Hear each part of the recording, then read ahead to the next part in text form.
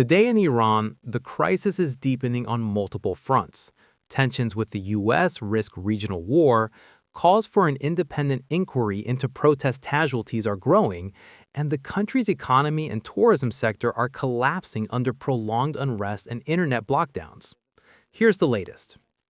Iran's internal and external tensions are reaching new heights as the government grapples with mounting domestic pressure and rising international fault lines.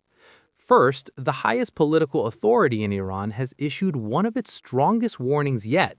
Supreme Leader Ayatollah Ali Khamenei cautioned that any U.S. military attack would spark a regional war.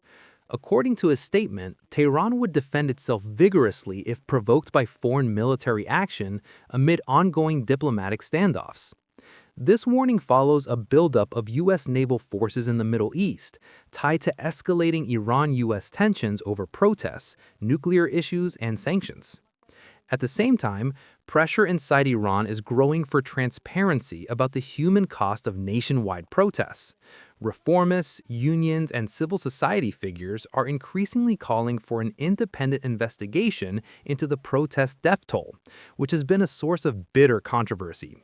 While the government's official count is lower, activists and some reformist voices believe the actual number of deaths could be far higher and are demanding a public, anonymous platform to document and verify fatalities. Economic turmoil continues to compound political instability. A recent industry report says Iran's tourism sector is collapsing as a result of ongoing internet shutdowns and the broader security crisis, a blow to one of the country's few remaining sources of foreign revenue, and a stark indicator of how long-term unrest affects everyday life and livelihoods. While Tehran signals progress toward talks with the United States, with officials saying discussions are underway to avert military conflict, skepticism remains high on both sides. The U.S. administration has signaled openness to negotiations, but has not ruled out continued pressure or threats of force if human rights abuses persist. Internationally, Iran has responded aggressively to recent Western actions.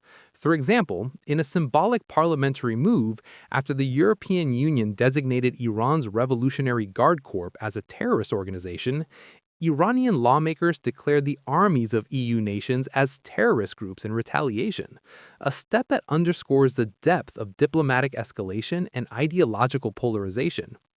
Amid these pressures, ordinary Iranians continue to feel the effects of the long-running economic crisis, with inflation and currency instability, rooted in years of sanctions and mismanagement, worsening daily life. Persistent protests in many cities reflect widespread anger that began with economic grievances and expanded into political and social demands. In summary, Iran's situation remains highly volatile. With regional tensions simmering, domestic demands for accountability rising, and economic and social stability unraveling, the coming days could be pivotal for both Iran's internal politics and its role on the global stage. Stay informed, because what's unfolding in Iran today has implications far beyond its borders.